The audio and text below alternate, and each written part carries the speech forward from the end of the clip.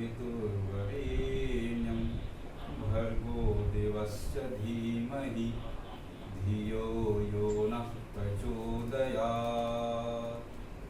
ॐ त्र्यम्बकं यजामहि सुगन्धिं पुष्टिवर्धनम् उर्वारुकमिव बन्धनान् मृत्योर्मुक्षीयमामृतात्। ॐ सहनाववतु सहनौ भुनक्तु सह वीर्यं करवावहै तेजस्विनावधीतमस्तु मा विद्विषावहै। ॐ अस्तु मा सद्गमय तमसो मा ज्योतिर्गमय मृत्योर्मामृतं गमय। ॐ शांति शांति शांति। चलिए, आज जितने अपने साथ जुड़े हुए हैं सभी का हार्दिक अभिनंदन। परम पूज्य स्वामी जी महाराज परम सभ्य आचार्य श्री की सूक्ष्म उपस्थिति को प्रणाम करते हैं, वंदन करते हैं। और जितने बिहार से, झारखंड से, महाराष्ट्र से और विदेश से जितने लोग कनेक्ट हुए हैं सभी का पुनः हार्दिक अभिनंदन के साथ आज का सत्र को प्रारंभ कर रहे हैं। चलिए, आज हम लोग सूक्ष्म व्यायाम से शुरुआत करेंगे और ये लगभग अपने 4:45 तक चलेगा। ये योगाभ्यास लगभग अपने, तो चलिए पहले पैर को ये बस खोल लें। सूक्ष्म एक्सरसाइज से शुरुआत करेंगे आज।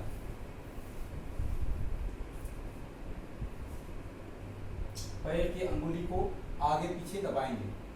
देखिए, आगे जब दबाएंगे सांस, देखिए सिर्फ पैर का अंगुली को दंडासन में इस तरह से बैठेंगे।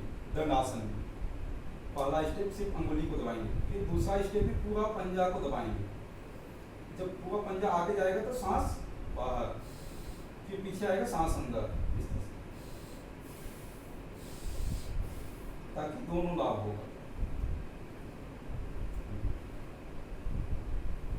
ये हो गया अंगुली का। फिर इसको हल्का सा फैला के इस तरह से गोल गोल घुमाएंगे। एक एक पैर से क्लॉकवाइज, एंटी क्लॉकवाइज। फिर दोनों पैर को एक साथ भी कर सकते हैं। क्लॉकवाइज पहले घुमाएं, 3 बार घुमाएं क्लॉकवाइज को, 3 बार एंटी क्लॉक घुमाना होता है ताकि संतुलन बना हुआ रहे।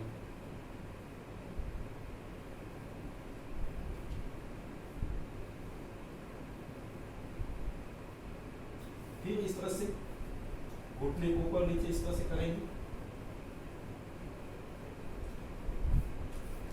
फिर पैर को पकड़ के इस तरह से लेंगे ताकि हर एक एक ज्वाइंट खुल जाएगा।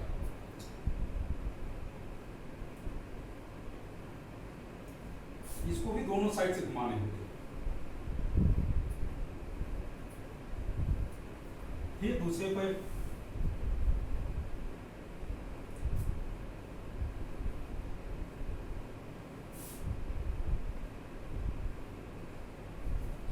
इस तरह से हो गया। फिर पैर को इस तरह से रख लें और इसमें सांस लेते हुए ऊपर करेंगे, सांस छोड़ते हुए नीचे इस तरह से दबाते जाएंगे। पूरा जितना ऊपर ले सकते हैं, सांस लेते हुए ऊपर, सांस छोड़ते हुए नीचे, ताकि एक एक ज्वाइंट को खुलते जाए। फिर दूसरा पैर से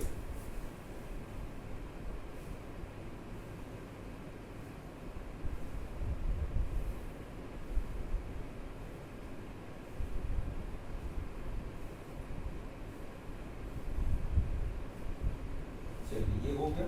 फिर हल्का सा एक्सरसाइज इस तरह से ले लें, हल्का सा कमर दर्द के लिए आ रहे, कमर के लिए इस तरह से, इसमें सांस को ऊपर देखेंगे, इस तरह से हाथ ऊपर जाएगा।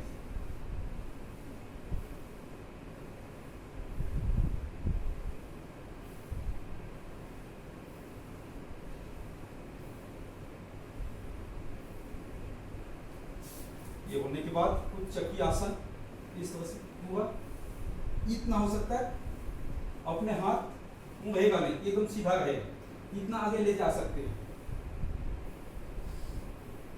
पीछे आएंगे सांस अंदर, आगे जाएंगे सांस बाहर, इसको भी दोनों साइड से, एक बार क्लॉकवाइज एक बार एंटी क्लॉक। ये हो गया आपको पैर का, कमर का। आप सीधा बैठ जाएंगे, कुछ हाथ का सूक्ष्म एक्सरसाइज कर लेंगे। पहले अंगूठा अंदर अंगूठा बाहर,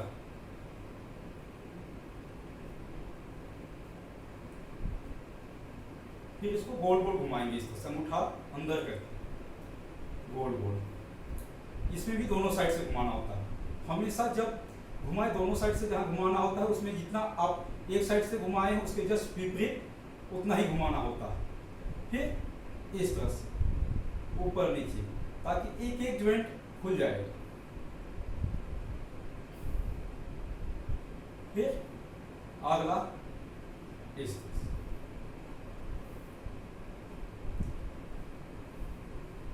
फिर साइड में एकदम सीधा, फिर ऊपर,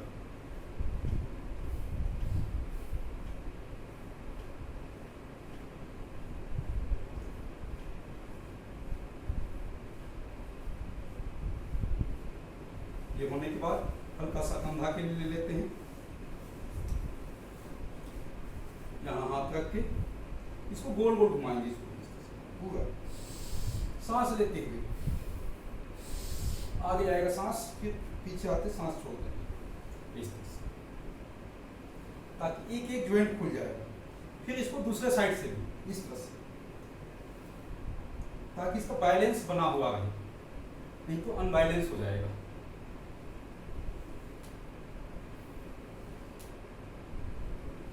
इस तरह से, फिर हाथ को इस तरह से पकड़ लें और इस तरह से सांस लेते हुए, सांस लिए फिर इस तरह से सांस छोड़ दिए सीधा।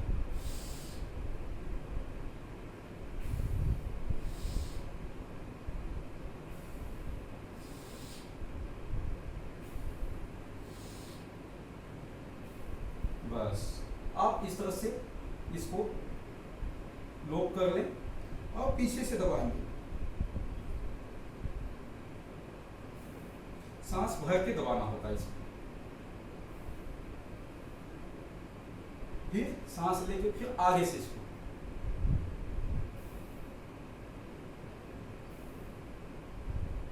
फिर साइड से,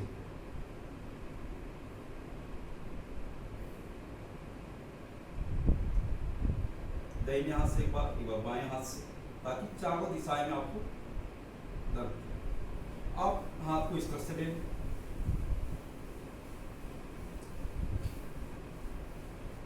इसको भी दोनों साइड से,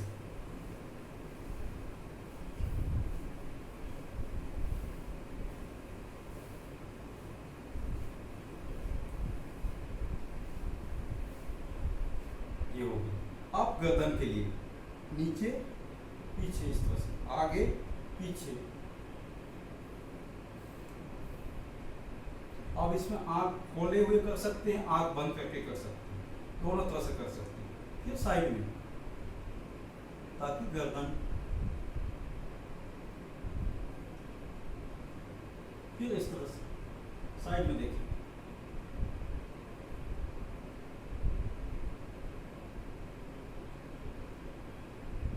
फिर गोल गोल इस तरह से, पहले क्लॉकवाइज घुमा लें, फिर एंटी क्लॉक।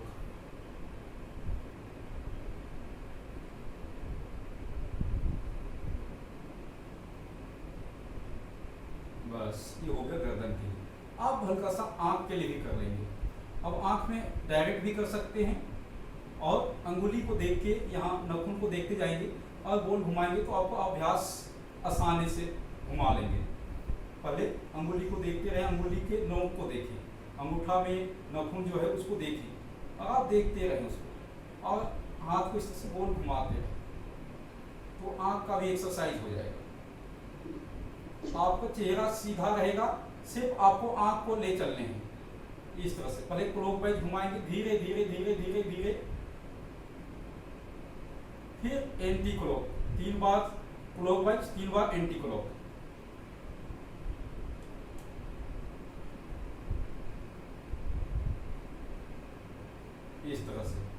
क्या होगा, आँख का भी एक्सरसाइज हो जाता है ताकि आँख में की रोशनी बरकरार बने हुए है। तो इस तरह से सूक्ष्म एक्सरसाइज लगभग कर लिए हम लोगों ने। सूक्ष्म एक्सरसाइज आप करेंगे, कुछ प्राणायाम करेंगे और उससे पहले आज हम लोग लगभग करेंगे योगिन से शुरुआत हो जाएगा, फिर कुछ सूर्य नमस्कार करेंगे, फिर कुछ दंड का भी अभ्यास करेंगे जितना हो सकता है, फिर बैठक, फिर आसन, इस तरह से अपने चलेंगे। तो चलिए अपने कुछ योगिन को आज अंतिम में ले लेंगे। योगिन और सूर्य नमस्कार, हल्का सा 2-2, 4-4, 5-5, 10-10 मिनट खाली अनुलोम विलोम, कपालभाति, बाह्य, इसमें पहले प्राणायाम को कर लेते हैं। चलिए सीधा बैठ जाएंगे, एक सीधासन में बैठें या आप सुखासन में इस तरह से बैठ सकते हैं, या सीधासन या पद्मासन में, जिसमें आप बैठ सकते हैं आसानी से 10 मिनट कम से कम, उसमें बैठें।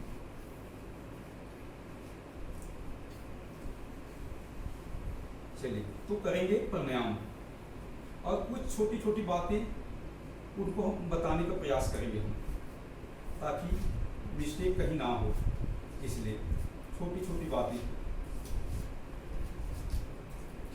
तो चलिए पहले करेंगे भस्त्रिका। भस्त्रिका में 3 तरह से करेंगे। अब भस्त्रिका में 3 तरह से होता है, एक सामान्य, एक मध्यम, एक उच्च, 3 तरह से आजकल पूज्य स्वामी महाराज कराते हैं निरंतर। तो एक तो होता है भस्त्रिका में स्लो से, जब से स्लो होता है वो क्या होता है, रोगियों के लिए होता है। देखिए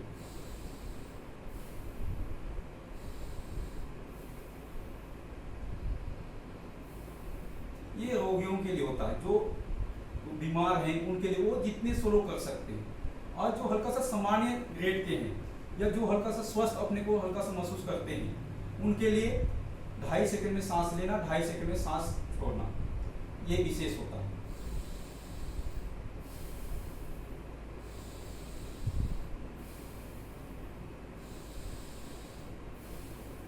ये हो गया मीडियम। और एक होता है जो यंग है, युवा हैं, उनके लिए।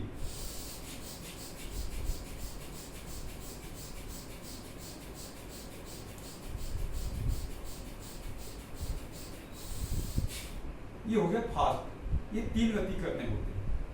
तो चलिए इसको 2 मिनट करेंगे, आप ज़्यादा नहीं करेंगे। चलिए करते हैं, सभी कोई मीडियम गति सभी कोई करेंगे, ताकि अभी हमको लगता है कोई भी यहाँ रोगी नहीं है, अपने देख लेंगे अपने हिसाब से। लेकिन मीडियम तो सब लोग कर सकते हैं, और जिनको हल्का सा अभ्यास हो जाए वो फास्ट करेंगे। और उसी में हम छोटी छोटी बात को हल्का सा बताना चाहेंगे, ताकि आज लगभग हम लोगों का दोपहर का ही चल रहा है सत्र, ना सुबह है ना शाम है। तो अपने को समय इसमें रखा जाता है कि आदमी योगाभ्यास कब करे। बहुत लोगों का क्वेश्चन आते रहता है, कि विदेश से भी कराते हैं, तो बहुत लोगों का आता है कि सुबह करें या शाम करें, भारत में तो है ही। तो इसको सुबह या शाम सबसे उत्तम माना जाता है। उसमें से सबसे उत्तम सुबह का रखा जाता है, क्योंकि उसमें सुबह में क्या होता है, खाली पेट होते हैं। अब अभी क्या है कि अगर व्यक्ति मान लीजिए कोई 12 बजे भोजन किया है, तो उसको 3 घंटा का ही गैप मिलेगा। तो अपने को उसी हिसाब से देखना पड़ता है कि आप जब भी करें तो कम से कम प्रयास रहे कि कम से कम 5 से 6 घंटा का भोजन के बाद अवकाश होना अनिवार्य हो जाता है। कम से कम 4 से 6 घंटा, नहीं तो कम से कम 4 घंटा तो कम से कम हो ही जाए। नहीं तो नियमावली के माने सर्वश्रेष्ठ रखा गया है कम से कम 5 से 6 घंटा।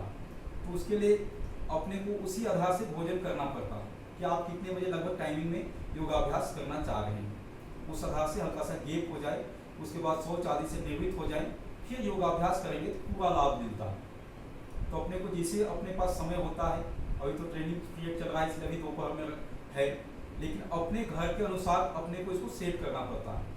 जैसे सुबह में समय काम ज़्यादा काम रहता है तो शाम में करना है या दोपहर में आगे करना है, तो उसको हल्का सा पहले भोजन करना पड़ता है, ताकि कम से कम 4 घंटा तो कम से कम मिनिमम, नहीं तो 5 से 6 घंटा रखा गया है कि भोजन के उपरांत योगाभ्यास करना चाहिए, तो उसे पूरा लाभ मिलता है। एक तो ये हो गया अपने समय, और सुबह मिल गया समय तो बहुत अच्छा। नहीं तो शाम में, और दोपहर में इस तरह से करते हैं तो उसमें भी हल्का सा समय भोजन पहले करना होता है।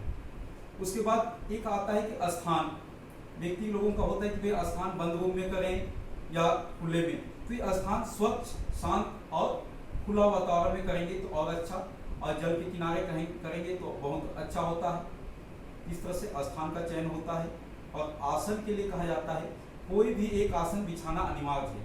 कहीं कुछ लोग जमीन में, कभी भी जमीन में नहीं किया जाता है डायरेक्ट। उससे क्या होता है, जो भी एनर्जी हम प्राप्त करेंगे योग के माध्यम से, प्राणायाम के माध्यम से, वो एनर्जी डायरेक्ट अर्थ हो जाता है। इसलिए डायरेक्ट जमीन में बैठ के योगासन, योगाभ्यास, प्राणायाम नहीं करना होता है। कोई एक मेट बिछा लें, चादर बिछा लें, पतला कंबल बिछा लें, दरी बिछा लें, चटाई बिछा लें, कुछ ना कुछ बिछाना अनिवार्य होता है। जिस तरह से बिजली को भी आपको जमीन से आते ही अर्थ हो जाता है, तो उस तरह से अपने शरीर का भी ऊर्जा अर्थ हो जाता है। तो अपने को इसको ध्यान रखना होता है। इसलिए कोई भी एक आसन बिछाना अनिवार्य होता है ताकि जमीन से संपर्क ना हो योगाभ्यास करते समय। उसके बाद वेशभूषा अपने हल्का सा ढीला ढाला हो, जिसमें आप आसानी से कर सकते हैं। ऐसा नहीं कि टाइट फिटिंग हो, उसमें दिक्कत होती है करने में। तो छोटी छोटी बातें हैं, चलिए करते रहेंगे प्राणायाम 2 मिनट ज़्यादा।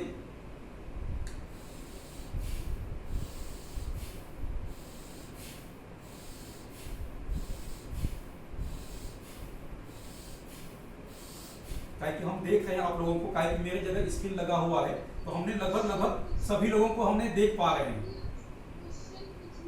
हम क्वेश्चन लेंगे अंतिम में, क्वेश्चन 17 भी होगा, जिससे जी बताइए।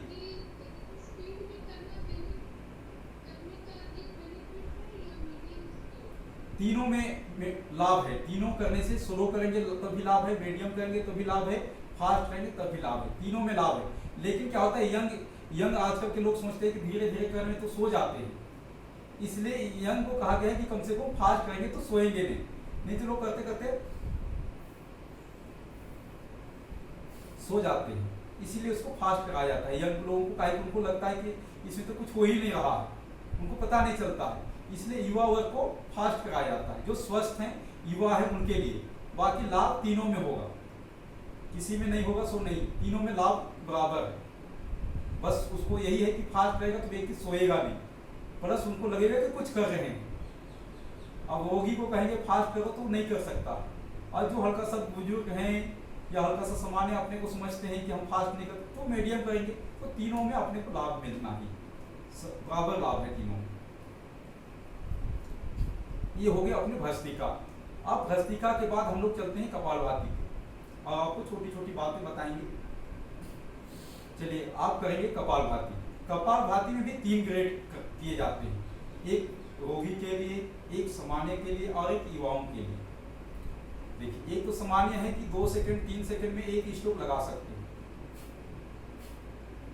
पहले आप लोग देख ले, उसके बाद आप लोग करेंगे। देखिए, एक सामान्य हो,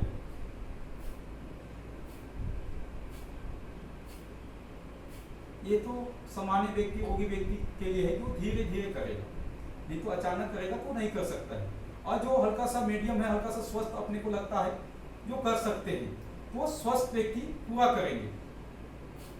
1 सेकंड में एक स्ट्रोक लगेगा उनको।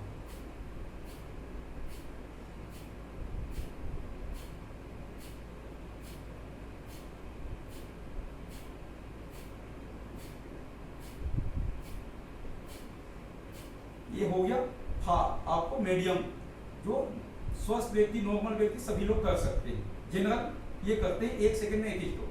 अब इसको आप सही हो रहा है कि नहीं हो रहा है कैसे जाने, आप उसके लिए हाथ को ये सामने रख ले और इससे आपको नाक से आपको ऑक्सीजन यहाँ टकरा रहा है या नहीं, सांस उसको देखिए। आपको सांस यहाँ टकराएगा, आप ठीक करें, पेट अंदर जाएगा, आप सोचिए कि आपको कपालभाति सही हो रहा है।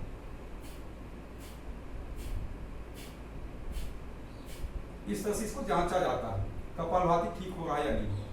अब इसी को फास्ट करेंगे तो 1 सेकंड में 2 स्ट्रोक लगेगा।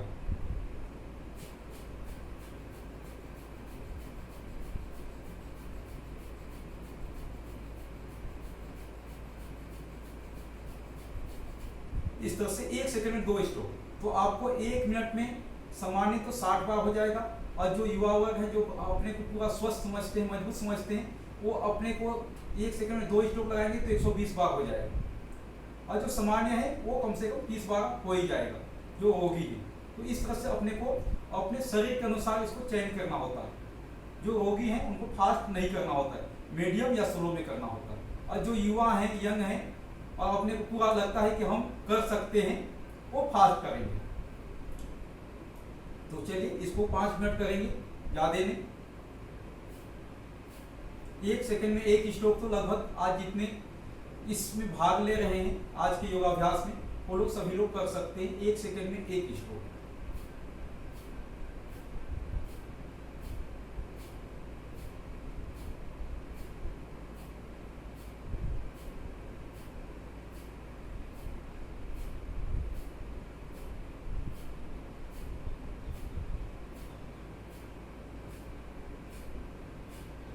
चलिए आपको और हम कुछ छोटी छोटी बातें आपको बताना चाहेंगे, आप लोग करते रहेंगे, हम आप लोगों को देख रहे हैं कि किनका किनका ठीक हो रहा है। जितना मेरे पास दिखाई दे पा रहे हैं, कि मेरे पास स्क्रीन लगा हुआ है तो इसलिए हमने अधिकांश को हमने देख पा रहे हैं। तो इस पे एक आता है वेशभूषा के बाद एक लोगों का क्वेश्चन आता है कि कितने उम्र के लोग इसको योगाभ्यास को कर सकते हैं।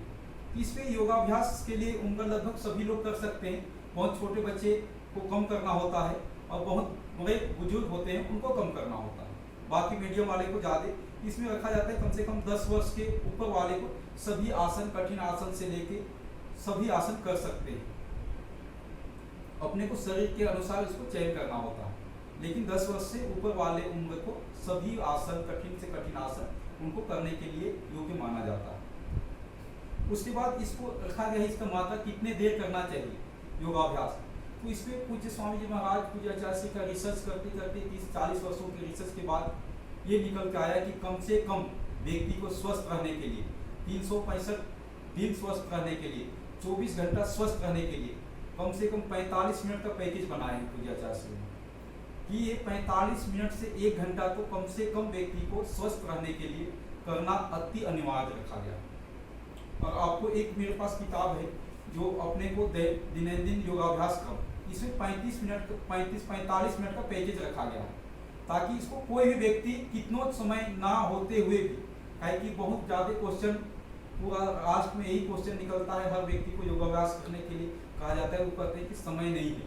तो उसके लिए रिसर्च करके निकाला गया कम से कम व्यक्ति को 45 मिनट तो करना ही पड़ेगा अगर उनको स्वस्थ करना है। तो कोरोना से लड़ना है तो 45 से 1 घंटे करना ही पड़ेगा, ज़्यादा नहीं कर सकते नहीं, 24 घंटा में इतना समय निकालना ही होगा।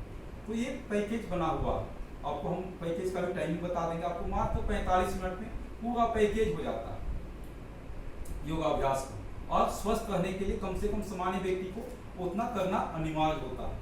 तो पूरा आपको 24 घंटा स्वस्थ रह सकते हैं, और 365 दिन में 365 घंटा लगेगा और स्वस्थ रह सकते हैं। 365 दिन सिर्फ मात्र आपको 365 घंटा में। अब उसको लोगों को कुछ आकलन लोगों ने निकालते हैं कि भाई हम तो समय नहीं है, तो आप एक आकलन हल्का सा, हम 1 मिनट अपना बात कह रहे हैं, उसमें जैसे 365 दिन व्यक्ति स्वस्थ रहने के लिए 1 घंटा समय निकाल रहा है, 365 घंटे निकालते हैं। अगर उन्होंने 7 दिन किसी कारणवश बीमार हो गया तो 1 दिन में 24 घंटा होता है, तो 7 दिन में उसके कितने घंटे व्यर्थ चले गए आप आकलन कीजिएगा। तो 7 गुना 24 168 घंटे होते हैं।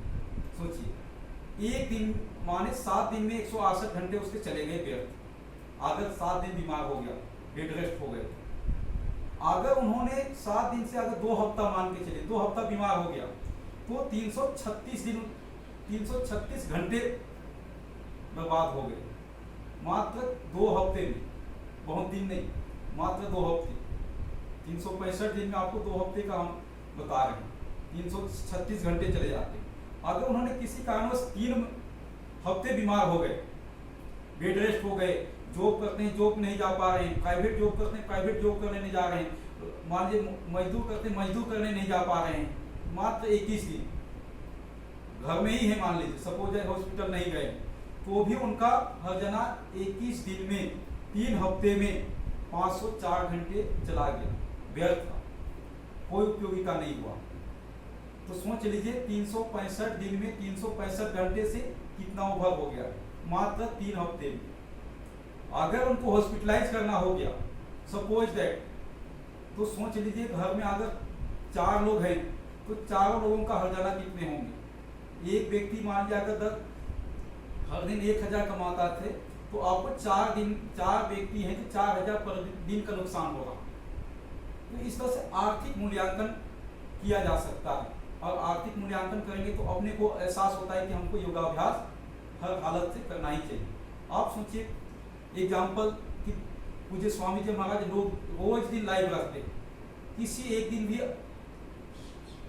अपने लाइव बंद नहीं करते, क्योंकि हम उसका एग्जाम्पल इसलिए दे रहे हैं कि उसको रोज दिन व्यक्ति देखता है। उसी तरह और एक हम एग्जाम्पल लेना चाहेंगे, अपने भारत के प्रधानमंत्री प्रतिदिन लगभग योगाभ्यास करते हैं, और प्रतिदिन आज तक जब से प्रधानमंत्री हैं हमको नहीं लगता है न्यूज में कभी नहीं आया कि आज उनको बुखार हो गया या आज उनका तबीयत खराब है। कि ये 2 शीर्ष जो सभी लोग देखते हैं, प्रतिदिन न्यूज में आते हैं, कि उनको एक भी बुखार हो जाए तो तुरंत मीडिया में छा जाएगा। और सोचिए योगाभ्यास प्रतिदिन करते हैं, कि इनके साथ मीडिया होता है 24 आवर, इसलिए हम ये 2 का एग्जाम्पल दे रहा हूँ। तो हल्का सा चिंतन करेंगे तो अपने आप को एहसास होगा कि हम इस प्रशिक्षण करने के बाद स्वयं करेंगे, और घर के सभी परिवार में जितने सदस्य होंगे सबको योगाभ्यास कराएंगे, ताकि अपने 365 दिन स्वस्थ रह सकते हैं, सुखी रह सकते हैं, और अपने आर्थिक भी जितना कमाएंगे वो भी बचत होगा। आर्थिक बचत नहीं तो एक बार हॉस्पिटल व्यक्ति चला गया तो कम से कम 20-25-1 लाख का खर्च हो जाता है। तो ये छोटी सी आपको हल्का सा हमने इस पे चिंतन करने के लिए आपको छोड़ दिया कि आप इसको चिंतन करेंगे। इसलिए हम चाह रहे हैं कि योगाभ्यास या ट्रेनिंग होने के बाद प्रतिदिन घर के सभी फैमिली योगाभ्यास अनिवार्य रूप से करें, और बाहर के 2-4 लोग आ जाएं तो और अच्छा, अपने मोहल्ले के तो उसमें 10-20 लोग हो जाएंगे तो आनंद आएगा। तो कम से कम 45 मिनट का पैकेज, 45 से 1 घंटा डेली योगाभ्यास करना चाहिए। आज तक पूज्य स्वामी जी महाराज 40 वर्षों में एक दिन भी योगाभ्यास को बंद नहीं किए होंगे, कितनों इमरजेंसी हो जाए योगाभ्यास हर हालत से करते हैं ताकि स्वस्थ रह सके। और सोच लीजिए इसीलिए एक दिन भी, एक पल भी उनको सर्दी जुकाम बुखार नहीं हुआ, कोई भी रोग नहीं हुआ जब से योगाभ्यास कर रहे हैं। इसलिए अपने को योगाभ्यास 100% करना चाहिए। और आपको बता दें अभी तक जितने योगाभ्यास कर रहे हैं अपने भारत भर में जितने योग टीचर है, किसी को भी कोरोना काल में अपने को कोरोना आ भी गया तो उनको खुद पता नहीं चला कि उनके अंदर कोरोना आ गया, और वो स्वस्थ है बिल्कुल। और भारत में अपने किसी भी योग शिक्षक को कोरोना काल से हानि नहीं हुआ। और जितने सोचिए अभी प्रतिदिन लगभग 70,000 जा रहा है कोरोना पॉजिटिव मिल रहा है, 70,000 में एक भी योग शिक्षक नहीं आए प्रतिदिन, कि अभी 40 लाख से ऊपर जा चुका है रिपोर्ट में।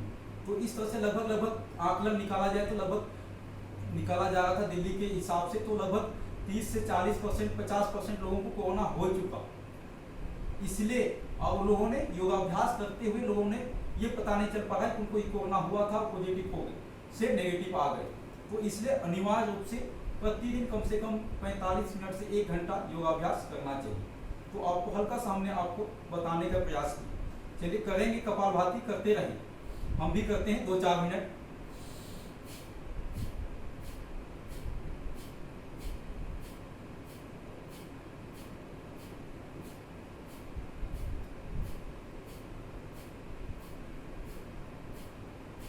अब इस पे कपालभाति करेंगे तो क्या होगा कि आप सांस बाहर निकाल रहे हैं, सांस बाहर निकालने में आपको ध्यान होना चाहिए, सांस लेने में ध्यान नहीं रखना है। तो उससे क्या होगा कि आपको पूरा लाभ मिलेगा। आप उसके अलावा सांस जब भी निकालें तो आपके अंदर जो विकार है उसको ये संकल्प ले, ईश्वर से प्रार्थना करें कि उस विकार को हम बाहर निकाल लें। हर ऑक्सीजन, हर सांस के साथ बाहर निकल रहा है। अगर कोई कहीं आपको अंदर दोष है, मानिए विकार है, कोई कहीं दर्द है, कुछ भी हो, बीमार है, तो उसको आप संकल्प लेते हुए उसको बाहर निकालने का प्रयास करें कि हर क्षण हम बाहर निकाल रहे हैं, हर पल जितनी बार सांस निकाल रहे हैं, तो आपको उसमें बहुत ज़्यादा लाभ मिलता है। शिव संकल्प के साथ हम लोग करेंगे।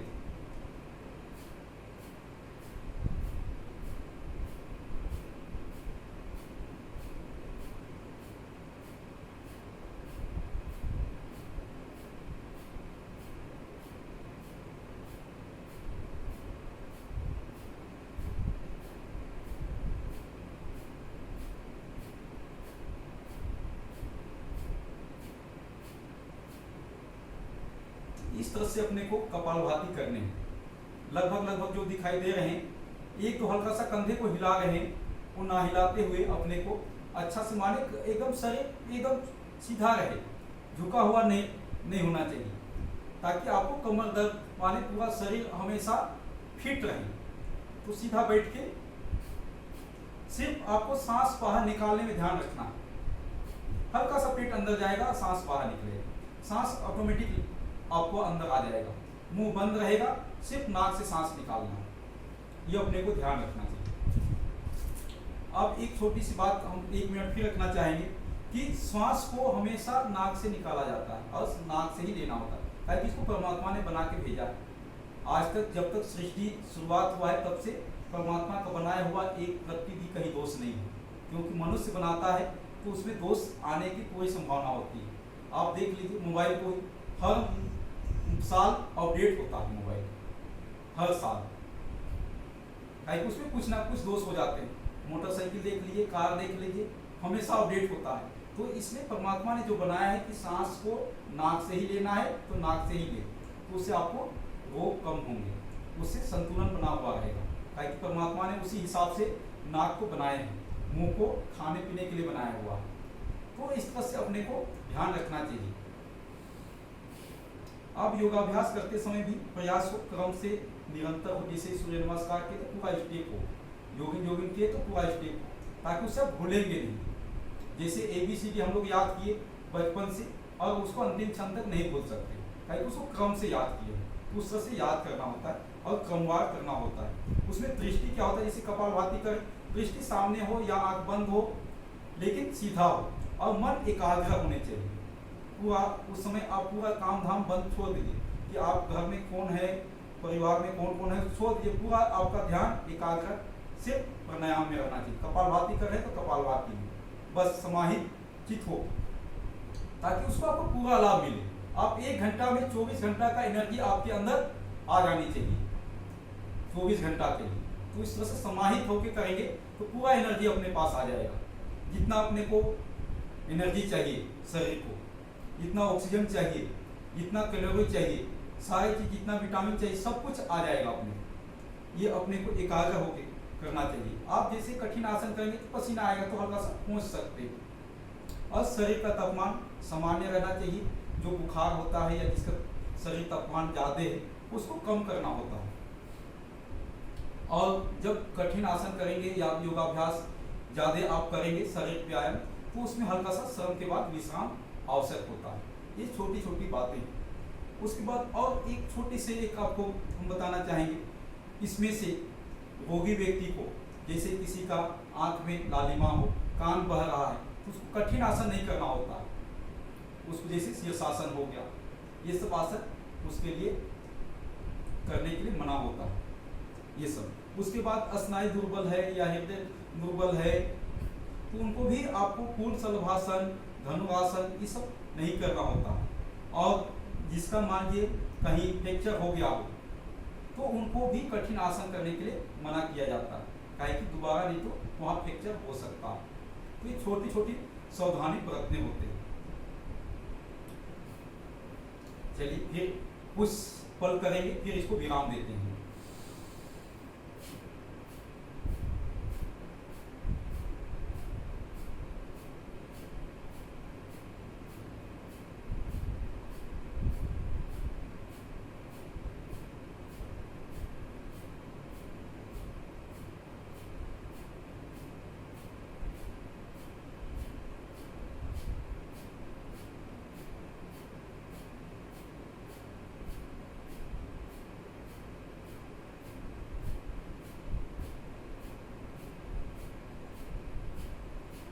चलिए हल्का सा पैर खोल लेंगे, फिर सूक्ष्म एक्सरसाइज कर लेंगे, क्योंकि आपको अभ्यास नहीं होगा तो हल्का सा दिक्कत होगा लंबे बैठने में, तो आधे घंटे से ज़्यादा नहीं बैठ पाएंगे।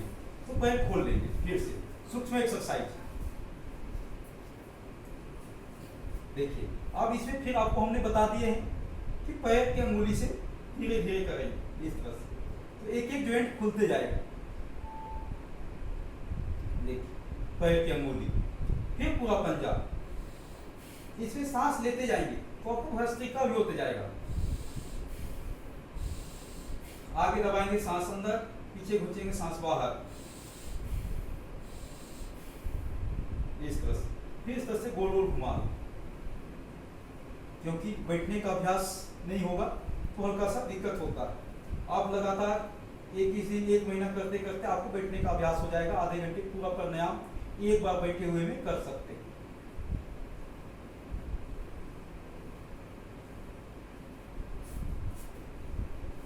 इस तरह से हिला लें।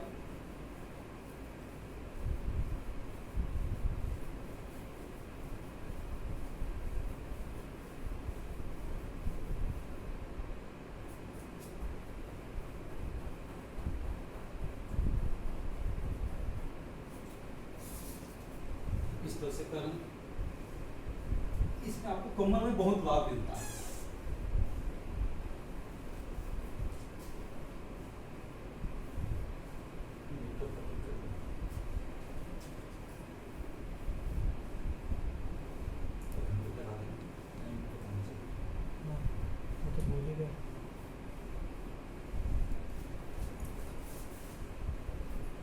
चलिए फिर बैठ जाएंगे, हल्का सा तितली आसन कर लें।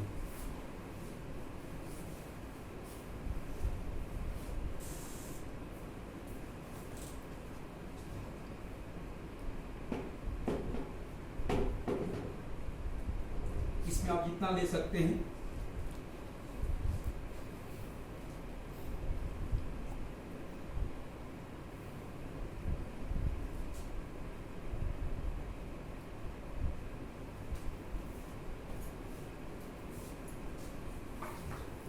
बैठ जाएंगे,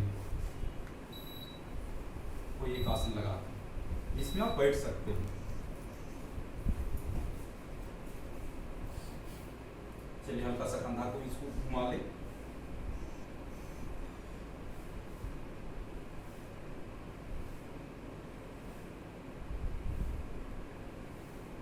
चलिए आप करेंगे अगला प्राणायाम।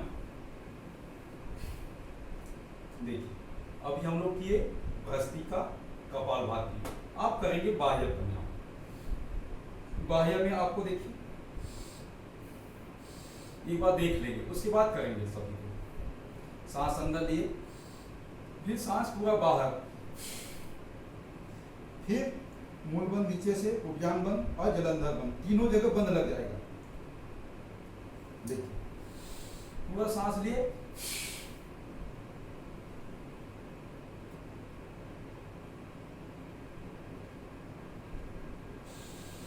फिर आपको जब लगे कि आप सांस नहीं रोक सकते हैं, सांस लेने की आवश्यकता है, तो फिर बंद खोलते हुए लेंगे। मूल बंद, उद्यान बंद और जलंधर बंद, ये जलंधर बंद को खोलते हुए सांस अंदर ले लेंगे। तो इस तरह से किया जाता है बाह्य प्राणायाम। चलिए इसको 2 बार करेंगे सभी को एक साथ। सांस लिए,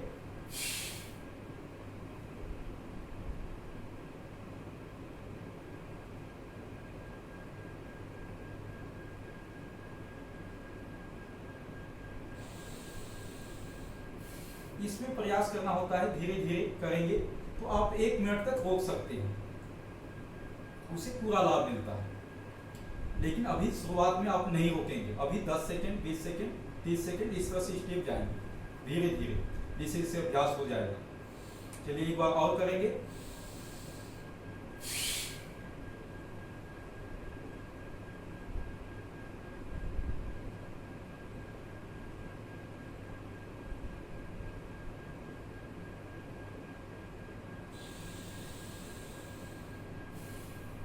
इस तरह से हो गया आपको बारी। फिर हल्का सा उजाई गले के लिए, गले में हल्का सा पानी, माने गर्म ठंडा पीने से हल्का सा आ जाता है गले के खटखटाहट, सर्दी जुकाम के लिए, तो हल्का सा गले के लिए करेंगे उजाई। देखिए इसमें भी एक बार देख लें। फिर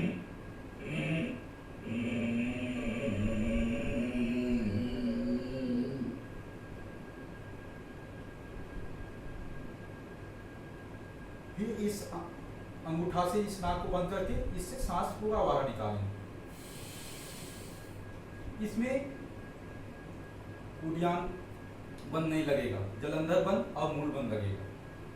देखिए एक बार दोबारा देख ले, फिर करेंगे 2 बार।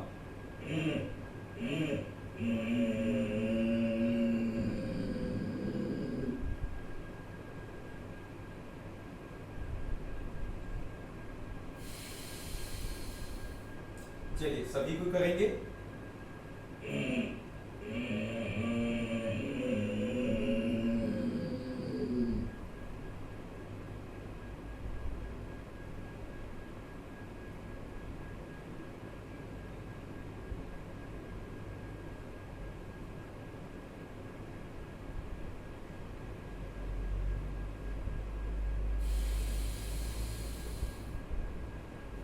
चलिए एक बार आप लोग करेंगे, सभी को एक बार हम देखेंगे।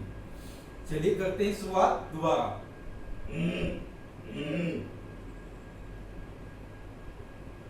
चलिए कीजिए।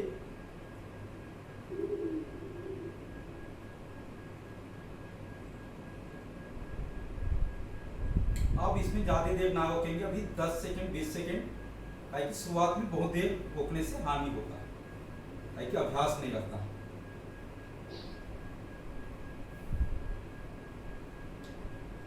फिर इस नाक को बंद करके इससे ही निकालेंगे सांस। ये हो गया अपने उज्जाई। आपको हो गया भस्त्रिका, कपालभाति, बाह्य उज्जाई। अब अगला करेंगे अनुलोम विलोम। इसमें एक बार देख ले सभी को। इसमें इस तरह से भी कर सकते हैं डायरेक्ट।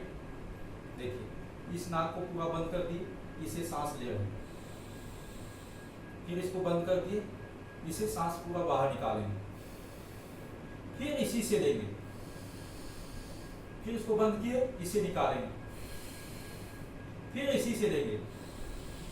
इस तरह से किया जाता है। आप इसको एक तो इस तरह से कर सकते हैं, एक तो ये वायु मुद्रा में भी कर सकते हैं, तो दोनों लाभ देता है, गैस के लिए लाभ देता है।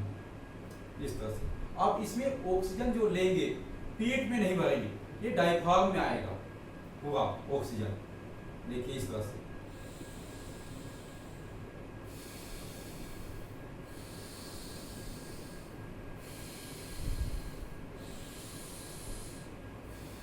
पेट सामान्य रहेगा। अब इसमें क्या है कि व्यक्ति इस तरह से करते हैं, तो इसमें क्या होता है, ऑक्सीजन टकराता है, इसलिए जब भी ऑक्सीजन बाहर जाए तो खुला हवा में मिल जाए वो, ताकि आप दोबारा सांस लेंगे तो वही ऑक्सीजन वापस नहीं आना चाहिए, नए ऑक्सीजन आएगा। तो इसलिए इसमें ओका ऐसे नहीं रखा जाता, इसलिए इस तरह से किया जाता है।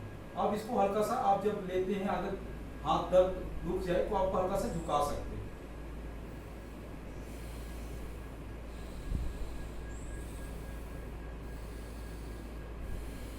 इस तरह से।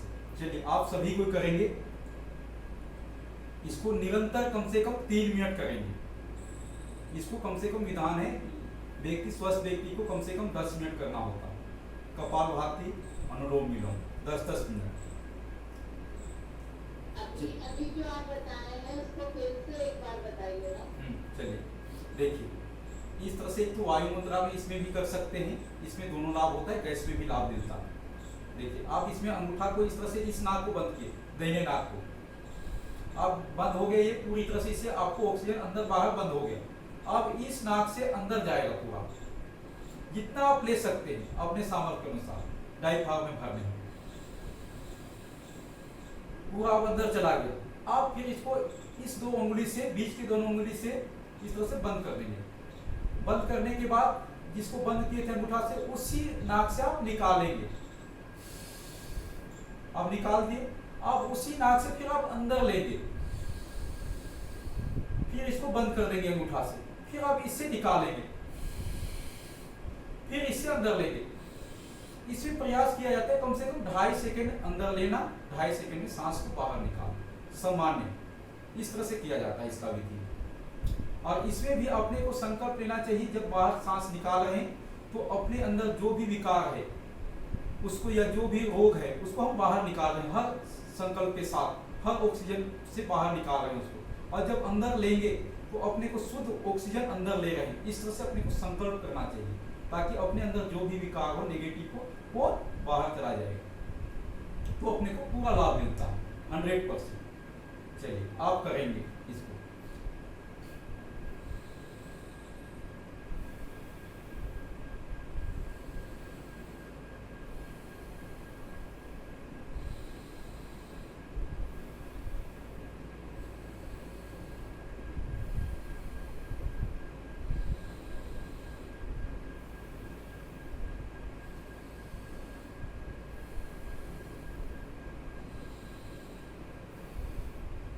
अगर इसका लाभ गिनाने लगे तो बहुत लाभ है। ये लाभ को हमको लगता है कभी कभी हम लोग सोचते हैं कि लाभ को अगर गिनाने लगाए तो एक 24 घंटा में भी समाप्त नहीं होगा योग का जितना लाभ है। तो आपको जब करने लगेंगे ये सबको निरंतर करेंगे, एक हफ्ता में आपको अनुभव होने लगेगा। लेकिन इसमें विधि सही होना चाहिए, टाइमिंग सही होना चाहिए। मुझे स्वामी जी महाराज हमेशा कहते हैं कोई भी चीज करें परफेक्ट विधि के अनुसार करें। जैसे अभी इस विधि को करेंगे तो पूरा लाभ मिलेगा, सही से करेंगे तब। नहीं तो आप करेंगे तो आपको लाभ नहीं मिलेगा, मिलेगा लाभ लेकिन कम मिलेगा। इसमें पूरा विधि के साथ करना होता है,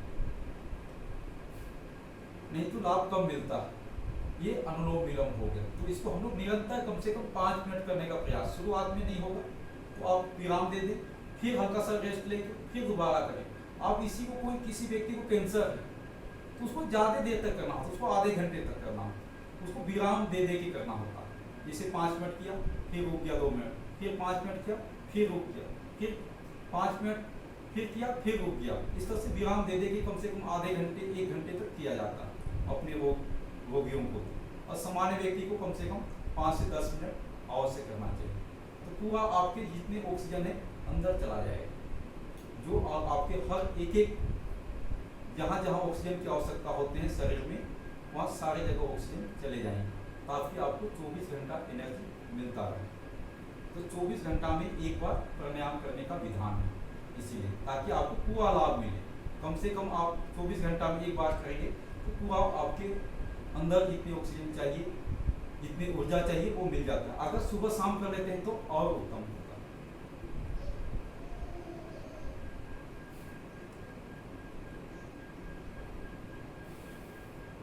अब इसी के साथ जब आप योगाभ्यास करते हैं तो इसमें सात्विक आहार का भी बहुत महत्व रखता है व्यक्ति। जैसे आप एग्जाम्पल सोचिए कि अपने मोटरसाइकिल में उसमें पेट्रोल डालना है तो पेट्रोल ही डालते हैं, स्कूटी में पेट्रोल डालना है तो पेट्रोल ही डालते हैं, उसमें कोई मिट्टी तेल नहीं डालते, या कोई व्यक्ति पानी नहीं डालता।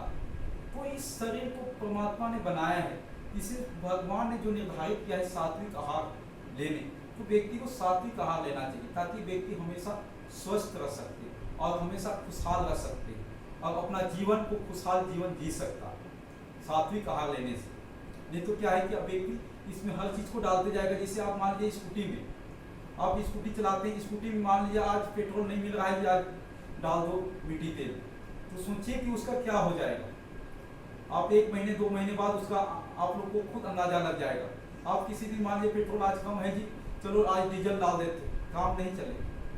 तो इस तरह से शरीर में जो चीज परमात्मा ने बनाया है व्यक्ति को ये चीज खाना चाहिए, सात्विक आहार तो उतना ही खाना चाहिए ताकि व्यक्ति हमेशा स्वस्थ रह सके।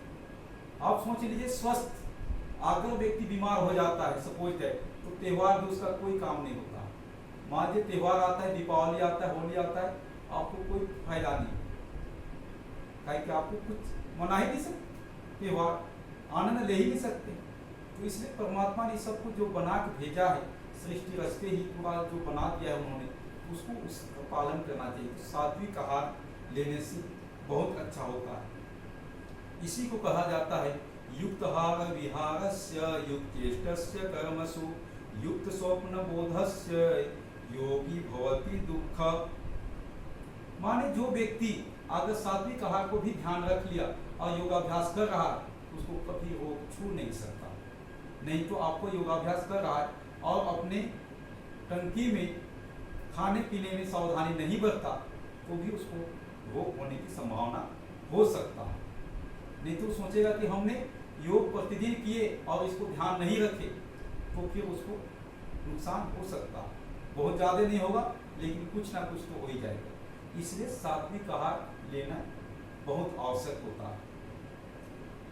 इसलिए आहार पर भी ध्यान रखा जाता है योगाभ्यास के साथ साथ। जैसे हम लोग स्कूटी को, मोबाइल को, हर चीज़ को ध्यान रखते हैं, उसको जहाँ जितने आवश्यकता होते हैं उतना ही उसको तेल देते हैं उसके अंदर।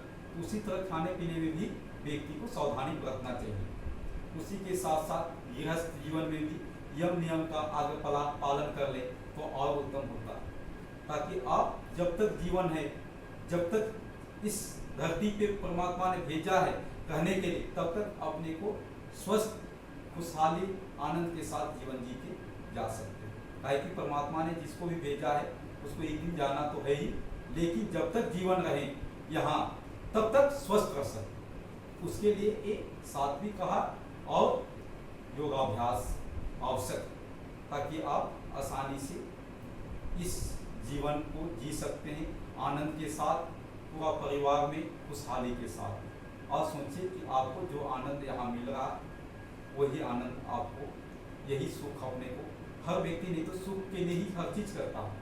पैसा कमाता है सुख के लिए कमाता है, कोई भी काम करता है देश में पेट के लिए करता है, सुख के लिए करता है। अगर आप पैसा कम भी कमाए, 365 दिन सुख रहे, कोई बीमार नहीं हुआ तो उससे सुखी कुछ नहीं तो आप कितनों महल बना लीजिए, अगर घर में बीमारी आ गया, बीमार है तो पैसा कोई काम के नहीं। कोई व्यक्ति पैसा से आपको रोग को माने भगा नहीं सकता पूरी तरह से, कहा जाए सुख नहीं ला सकता, पैसा से सुख को नहीं खरीदा जा सकता। लेकिन योगाभ्यास करेंगे, सात्विक आहार लेंगे तो सुख अपने आप आ जाएगा बिना कुछ किए, तो अपने को इस तरह से सुख जीवन जी सकते हैं। ये तो हल्का सा छोटी छोटी बात बताए। चलिए 1 मिनट सभी को करेंगे, बीच बीच में हल्का सा विराम हो जा रहा है, देख रहे हैं बात आप लोग हल्का सा सुनने में काहे कि होता है शुरुआत में। तो चलिए 1 मिनट कम से कम करेंगे, सभी को करेंगे बिना विराम दिए।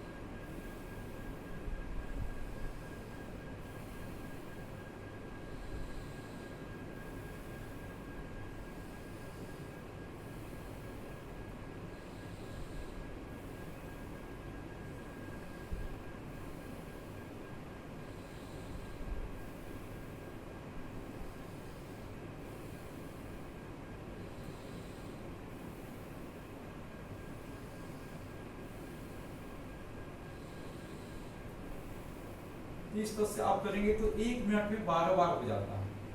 काहे कि आपको 2.5 सेकंड सांस लेना, 2.5 सेकंड सांस छोड़ना, तो 12 बार होता है 1 मिनट। तो इस तरह से इसको आपने को अनुलोम विलोम किया जाता है। चलिए लगभग 1 मिनट हो चुका है, इसको विराम देते हैं, हल्का सा अंतर जगत में चलते हैं, भ्रमरी करेंगे, उद्गीत करेंगे और प्रणव ध्यान। एक बार आप लोग देख लें, उसके बाद करेंगे ये तीनों।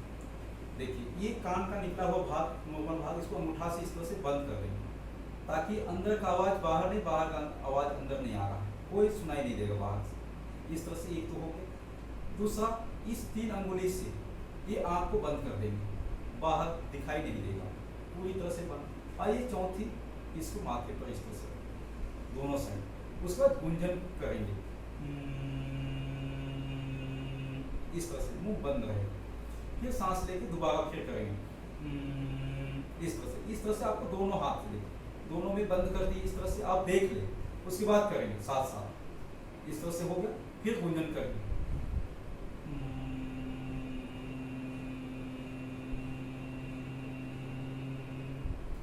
आप भौंगे की गुंजन की तरह आपको अंदर से गुंजन होगा, तो पूरा शरीर का, आपके मस्तिष्क का, सारे जगह आपको कंपन आएगा। फिर दूसरा होता है, ये तो भ्रमरी उद्गीत, फिर हाथ को नीचे करते हुए सांस लेंगे।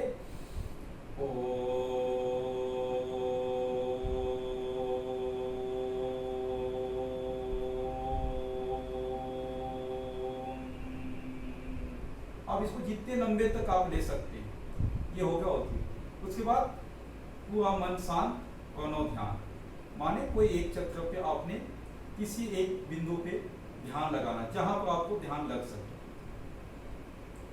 वो 1 मिनट तक या 30 सेकंड तक आप करें, प्रयास करें, फिर धीरे धीरे उसको 1 मिनट 2 मिनट तक ले जा सकते।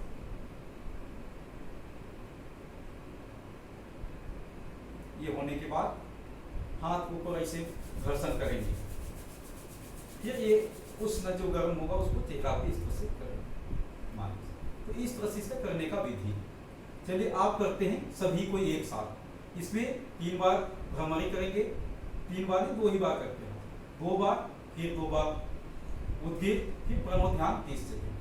चलिए करेंगे सभी को साथ साथ। आपको एक बार दिखा दिया हमने।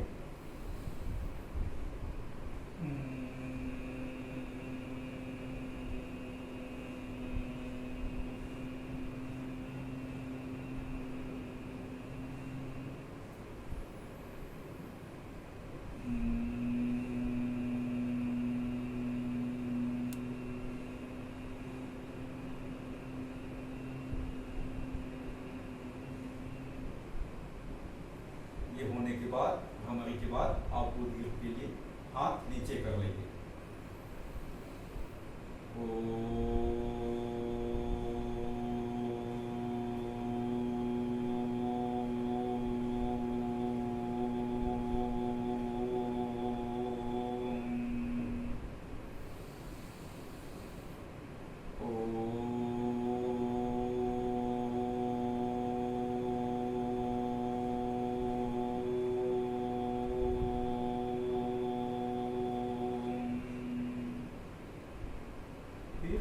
ध्यान किसी आप अपने आज्ञा चक्र पे, हृदय चक्र पे, नाभि चक्र पे, कहीं पर भी आप ध्यान लगा सकते हैं, या जिस वस्तु पे आपको ध्यान लग जाए वहीं पर ध्यान लगाएं। बच्चे पे, जहाँ पर भी आपको ध्यान लगे वहीं पर मन पे काबू करें। 10 सेकंड, 20 सेकंड, 30 सेकंड।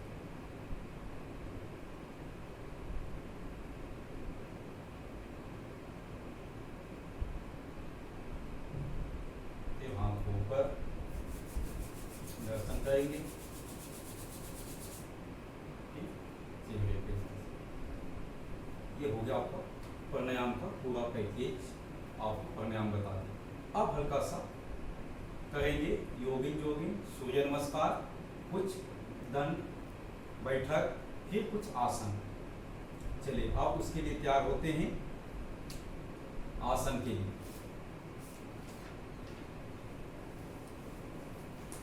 अब अपने स्थान में देख ले, स्थान के हिसाब से अपने को कुछ आसन करेंगे आप। उसमें आसन से पहले हल्का सा शरीर गर्म हो जाए, उसके लिए अपने को करेंगे योगिन।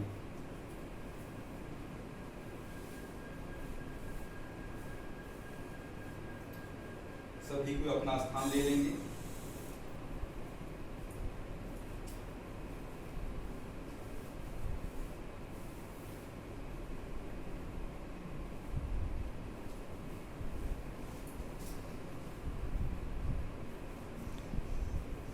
देखिए योगिन भी आप देख लेंगे एक बार, उसके बाद करेंगे। देखिए धीरे धीरे इसको करेंगे।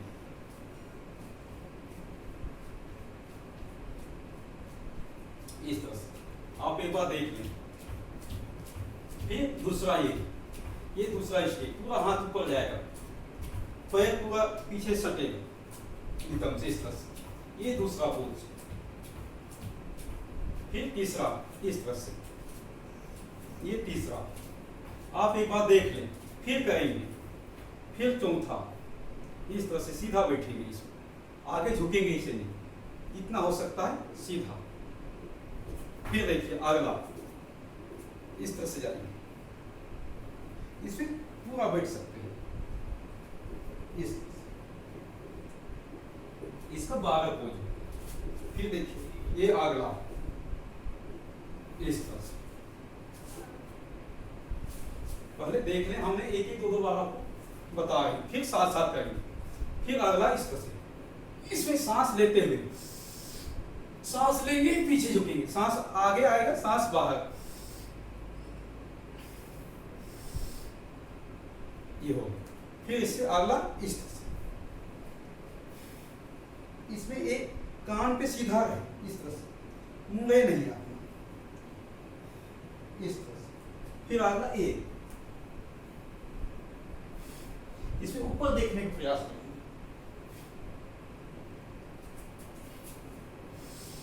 इसमें सांस लेते हुए फिर सांस छोड़ते हुए,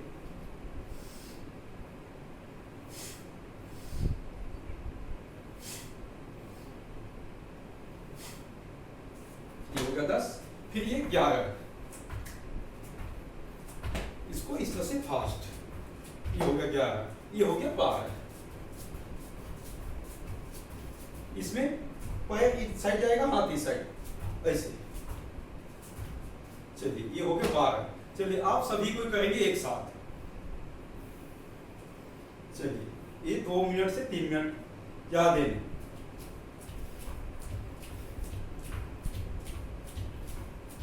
इससे क्या होगा, पूरा शरीर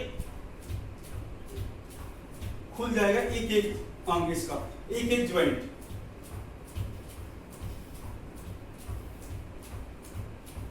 ये तो पहला हो गया।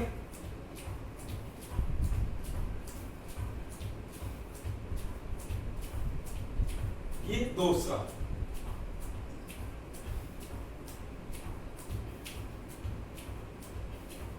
पूरा हाथ ऊपर जाएगा, पैर पीछे नितंब से सटेगा।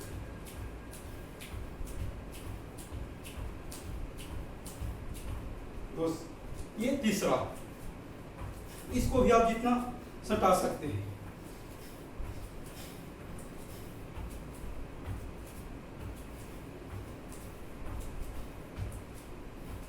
ये हो गया तीसरा। अब चौथा करेंगे, ये चौथा, ये इस तरह से बैठे, सीधा बैठे।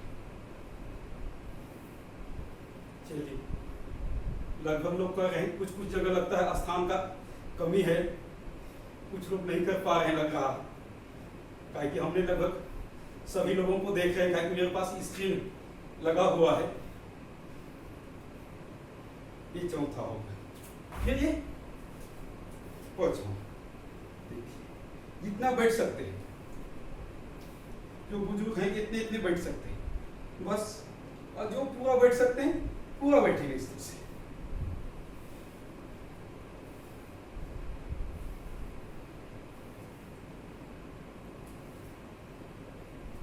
ताकि घुटने मजबूत रहे, अंतिम समय तक घुटने साथ दे सके।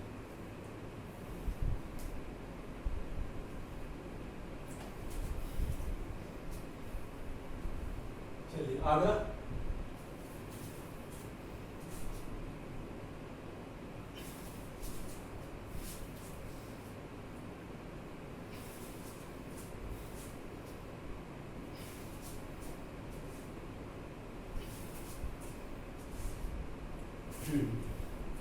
फिर करते हैं अगला नेक्स्ट।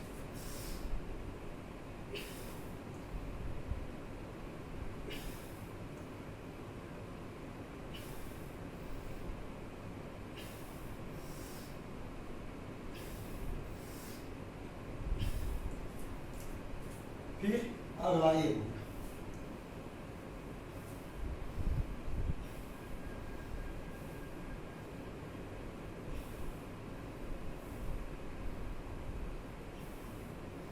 पूरा सीधा, इसमें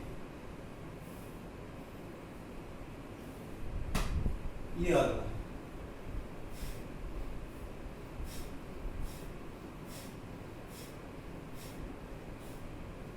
ये 9वां होगा।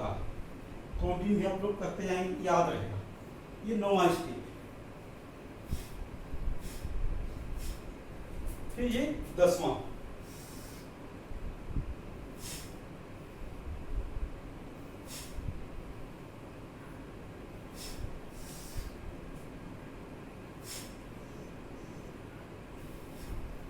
10 के बाद 11,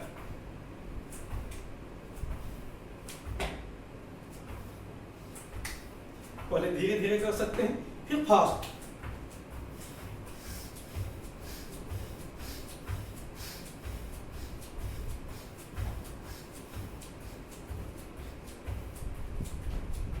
ये हो गया 11, अब ये 12,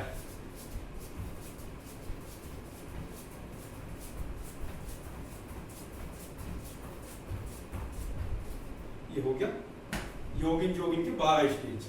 तो अपने को इसको क्रमवार याद हो जाएगा तो इजीली हो जाएगा। देखिए 1 2 3 4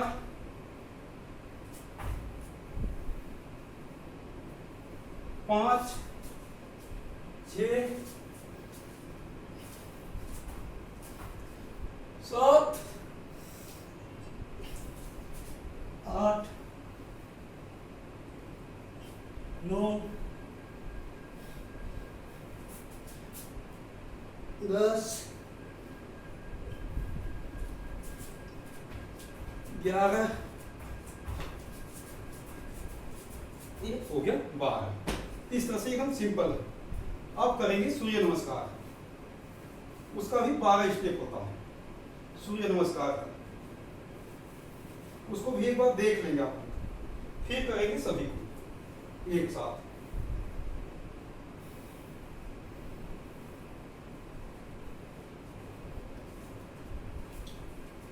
देखिए नंबर 1 इस तरह से सीधा, नंबर 2 सांस लेते हुए, नंबर 3 सांस बाहर, नंबर 4 दाहिने पैर पर बैठेंगे सांस लेते हुए, 5 इसमें इसको पूरा इस तरह से पंजा पूरा पीछे भी जमीन में रहे, नहीं तो पीछे उठा देते हैं कुछ लोग।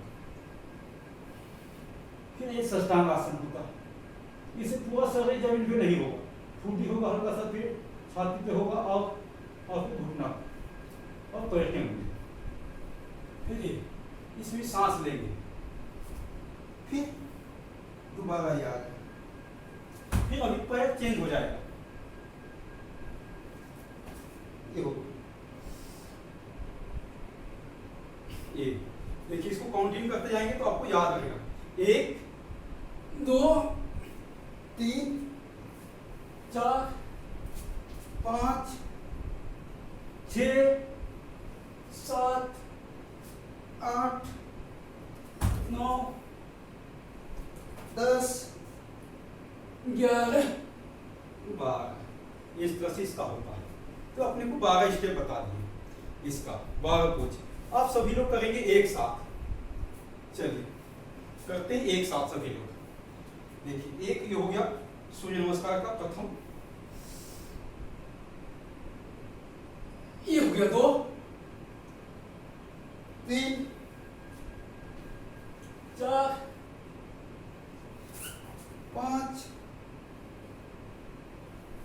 6 7 8 9 10 11 12। चलिए सभी को ये बात 2 बार राउंड करेंगे, 2 राउंड करेंगे।